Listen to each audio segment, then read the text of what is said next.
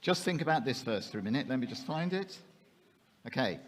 Ephesians 4, verse 23 says, we have been made new in the attitude of our minds. So today's theme is a very simple one. Most of my messages are very simple. Are they not? Pretty straightforward. Message today, keep thinking. Never stop thinking. A healthy disciple, a healthy church, will always be a thinking disciple and a thinking church. A church and a disciple that uses their minds. And as my script gets blown away as well. We use our minds. Okay, I've got a question for you. Okay, this comes from a quiz that the staff team did a few days ago. Just so that you can use your minds. Let's see what answer we get. How many hearts does an earthworm have?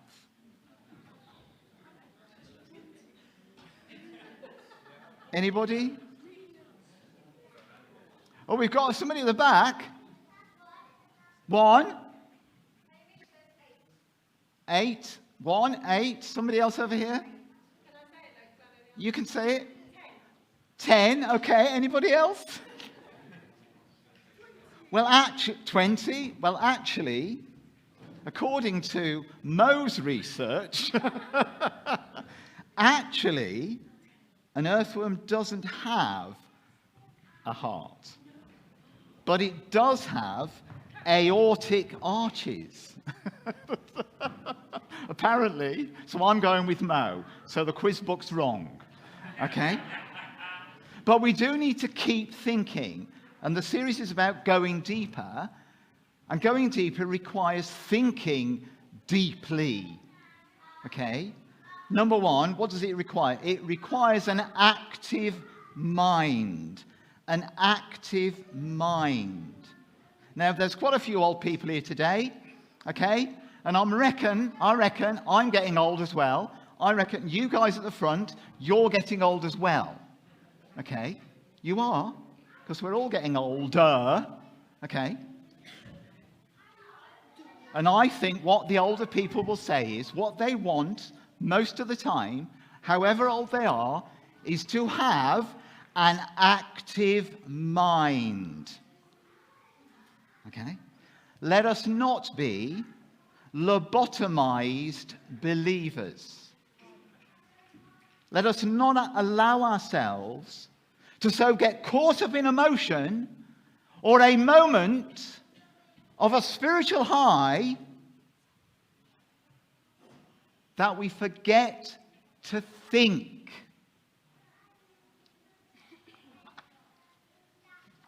A few stats for you. Paul mentions the mind in Philippians 12 times, probably the most famous verse. Whatsoever is noble, honorable, etc. What does he say? Think on these things.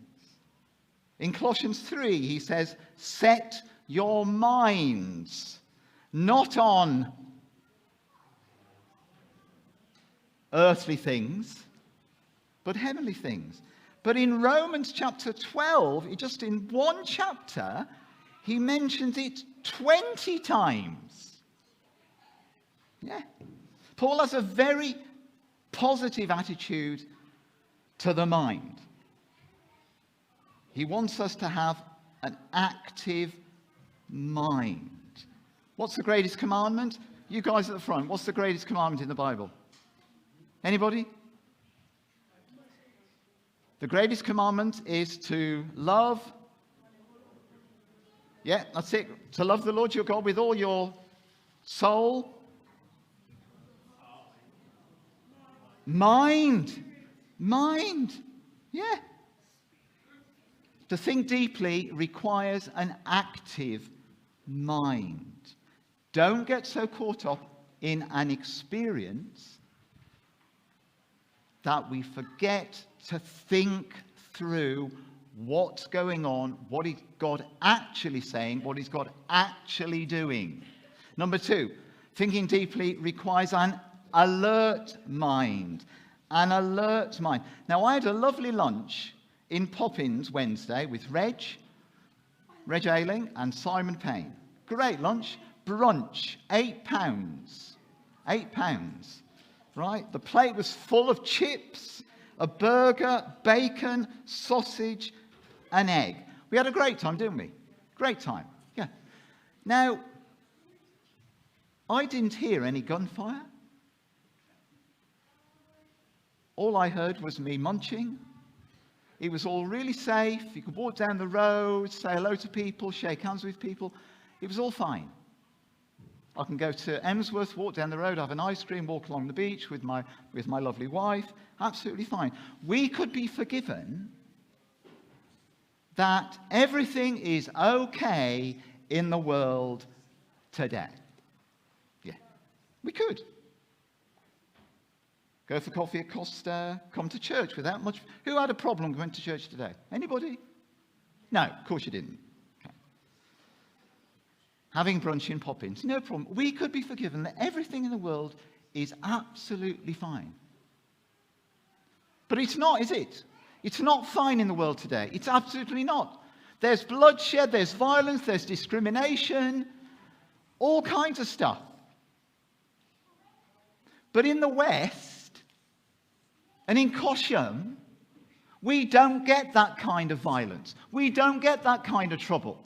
There's not a battle, a physical battle going on, as far as I know. Is there a physical battle going on in Cosham? I don't think so. But, and here's the point, there is a battle of the mind going on. There's an intellectual battle going on, which means we have to be alert to different ways of thinking, to different philosophies, to different forms of morality. Because the world says that's okay, but the church says, hang on a minute, let's just think about this and think about it biblically. What is the Holy Spirit saying to his church as well? Yeah. Not the spirit of the age, not the ungodly spirit that's around us all the time. What is the Spirit of God saying to us through the Word of God? It requires an alert mind because we're in a battle. Yes, it's all in the mind. It's all in the mind. Right here and right now, me and you in this church, the battle is a battle of the mind. So, what do we need to be particularly alert to? I'm just going to throw these out. Number 1, we need to be alert to superficial thinking. Superficial thinking. John Ortberg, in his book Soul Keeping, quotes the great writer on prayer, Richard Foster. I'm out of breath doing this today, but there you go. He says this: superficiality is the curse of our age. And then Ortberg goes on and says this: the desperate need of the soul is not for intelligence, it's not for talent, be it the Olympic Games or anything. It's not for excitement. What people are longing for is depth. Is depth. As the deer pants for the water, so my soul longs after you. What are we longing for? Really long. I'm longing for a house. Yeah, I'm longing for my own house, Mo's house. But am I longing for something more than that? Are you longing for something more than that? Are you longing for something more than that? Yeah. It's okay to be excited about God, by the way. The American commentator Neil Postman says this: we're amusing ourselves to death because there's something deeper. Beware of cerebral thinking. In other words, there's an example of cerebral thinking. I'm a charismatic by conviction, but not in practice. Okay?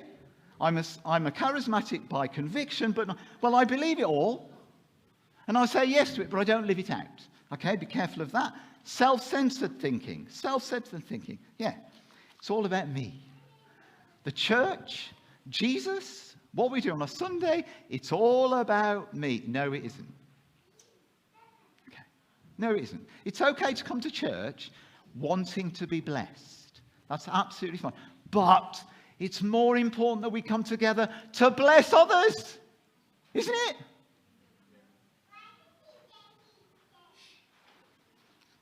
Beware of static thinking. No one is going to change my mind about anything.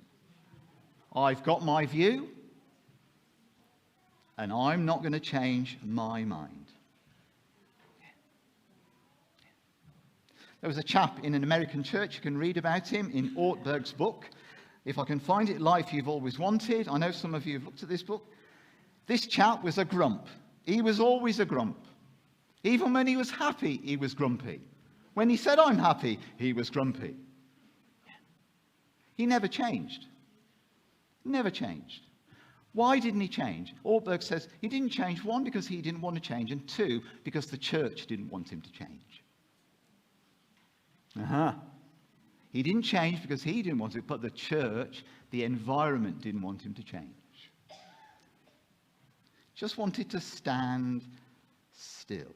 C.S. Lewis says this: we are like an ignorant child who wants to go on making mud pies in a slum because he cannot imagine what it meant by a holiday at the seaside. We want to remain as we are because we just want to be with mud pies. We don't want to know what what's better looks like. Okay? Who's married? Who's married? Yeah, I'm married. Are you okay about your marriage? Are you just like, yeah, it's fine. It's absolutely fine. No. It might be absolutely fine, but there's something better going on.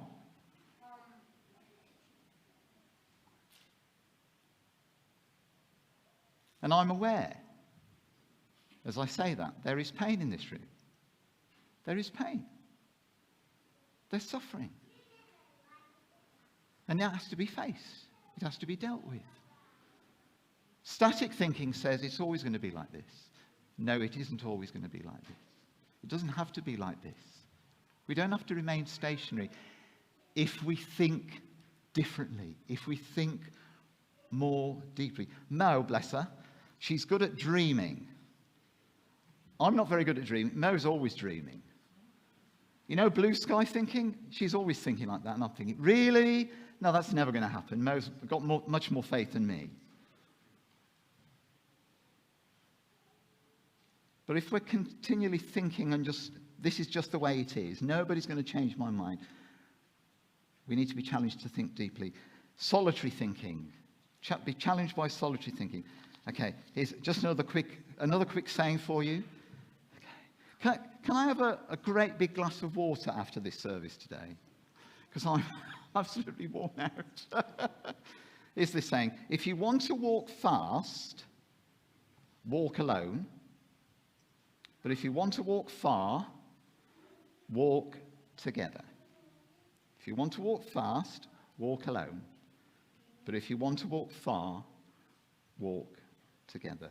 The long journey of discipleship is much easier and more profitable with companions and more fruitful than it ever will be on our own. And dare I say, those of you on Zoom, that's brilliant that you're on Zoom. But the best way to grow, the best way to walk is with one another. Yeah? So, I'll move on now to the final point. Deep thinking. Be active in your thinking. Number 2, be alert to the other thoughts flowing around the world today. And number 3, choose an advanced mind, an advancing mind, a mind that's open to grow and to be challenged. And as you're challenged, and as I'm challenged, to be molded to be more like Jesus. Let's just go back to the quiz. We have fun every lunchtime I'm around having these quizzes, don't we? It's great fun. 16 questions each quiz. Okay? The closest we've got is 13 out of 16. We've never, ever, certainly in my time here, got full marks. No. Quite a few 9s, quite a few 10s, never full. One day we'll get full. Yeah, Sam, Simon, one day full marks. Yeah.